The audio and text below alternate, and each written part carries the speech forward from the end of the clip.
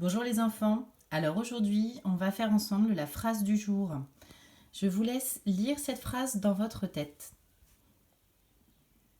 C'est bon? Alors, dans les arbres, mon petit frère aperçoit un nid. Alors, première question, est-ce que cette phrase est correcte? Oui, cette phrase est correcte. Il y a bien une majuscule au début, un point à la fin, les mots sont dans le bon ordre, ça a du sens, donc c'est bon, c'est correct. Alors, vous allez faire pause et recopier cette phrase sur votre cahier ou une feuille de brouillon. Et vous allez chercher à souligner en rouge le verbe. C'est bon? Alors, le verbe dans cette phrase, dans les arbres, mon petit frère aperçoit un nid. Il faut chercher l'action. Qu'est-ce qu'on est en train de faire? Eh bien, mon petit frère, il aperçoit un nid. Ce verbe s'appelle le verbe apercevoir.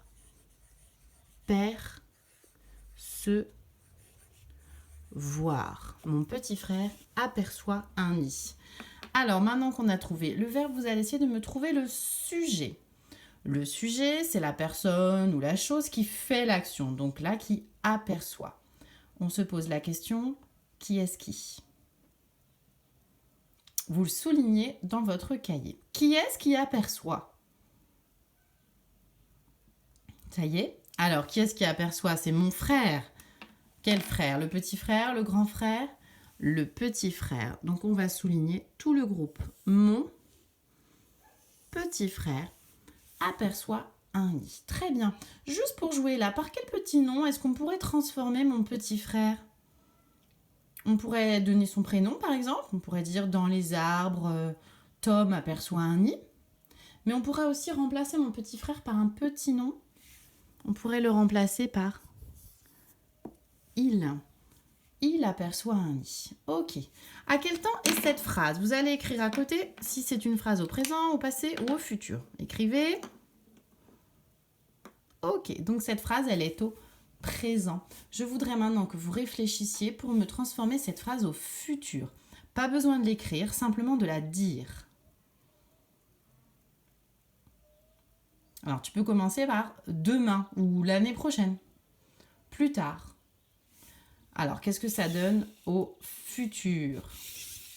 Ça donne mon petit frère apercevra un nid. La seule chose qui change, en fait, c'est le verbe apercevoir. Il se transforme parce qu'on change le temps. On est au futur, donc ce n'est plus mon frère aperçoit, c'est mon frère apercevra. Cherchez la même chose au passé. On peut commencer par hier. Dites la phrase à voix haute. Hier, dans les arbres, mon petit frère apercevait. Ou alors, on peut dire, je ne sais pas si je l'ai mis, non, a aperçu. Mon petit frère a aperçu un nid. Ok. Alors, continuons de jouer. Vous allez maintenant chercher et écrire sur votre cahier les noms de cette phrase. Faites pause. Avez-vous trouvé les noms? Je rappelle qu'un nom, c'est un mot qui désigne une personne, un objet, un animal, un lieu. Alors, dans cette phrase, on en a 3. On a arbre, frère et nid. Une chose, une personne, une chose. D'accord? Maintenant, vous allez me chercher les déterminants. Vous pouvez les entourer sur votre phrase. Quels sont les déterminants qui accompagnent ces 3 noms?